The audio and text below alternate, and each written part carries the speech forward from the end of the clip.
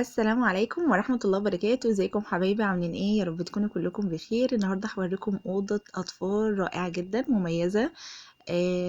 ما شاء الله عليها شكل جديد. بس قبل ما نشوف الفيديو كده مع بعض عايزين نصلي على الرسول صلى الله عليه وسلم، وما تنسيش تحط لايك للفيديو.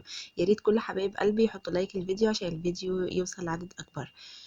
هنبدأ مع بعض الفيديو. أول حاجة في الأوضة قدامنا دلوقتي التسريحة. التسريحة صغنونة وجميلة قوي كده وقمراية ما شاء الله اللهم بارك. جنبها الدولاب برضو عايزة أقول لكم تقسيمته من جوه مميزة جدا. يعني هو بالظبط عامل تفصيلها زي عارفين حاجات ايكيا، هي نفس الفكرة بالظبط. بس طبعا الأسعار يعني تمام مفيش أي أساسا مقارنة، لأن احنا طبعا عارفين أسعار ايكيا، لكن الأوضة دي بجد مميزة نفس الفكرة بالظبط. طبعا انتوا لو عايزين تسألوا عن أسعار الأوضة، الناس اللي بتقعد تسألني طب سعر الأوضة ايه أو كده، أنا هسيب لكم رقم الأستاذ محمد علي، هسيبه لكم على الشاشة، وبرضه هسيب لكم رقمه تحت في صندوق الوصف والصفحة بتاعته لو حابين تتواصلوا معاه. شايفين تنظيم الدولاب تحفة جدا بجد، يعني ما شاء الله مميز. طبعا ده هيجمع معاكي، يعني لو عملتوا نفس الأوضة دي مع حاجات كتير جدا في كل مكان. برضو عاجبني في الأوضة قوي ان هم عاملين يعني هي أوضة ولد وبنت، فعاملين مكان اسمه ايه ده، مكتب معلش، مكتب للولد لوحده ومكتب للبنت، عشان طبعا انتوا عارفين العيال بيقعدوا يشدوا في بعض وده مش عارفة ايه، فكل واحد يبقى عارف مكانه كده وعارف الدنيا بتاعته فين، فعشان ايه ما يعملوش مشاكل.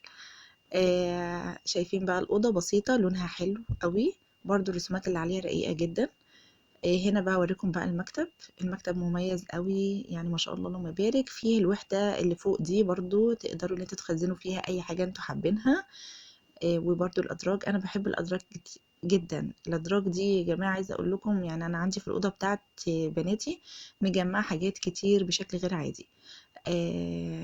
والأوضة بسيطة وحلوة، حاولوا على قد ما تقدروا تعملوا كل حاجة كده بسيطة وجميلة، فبتبقى مميزة يعني.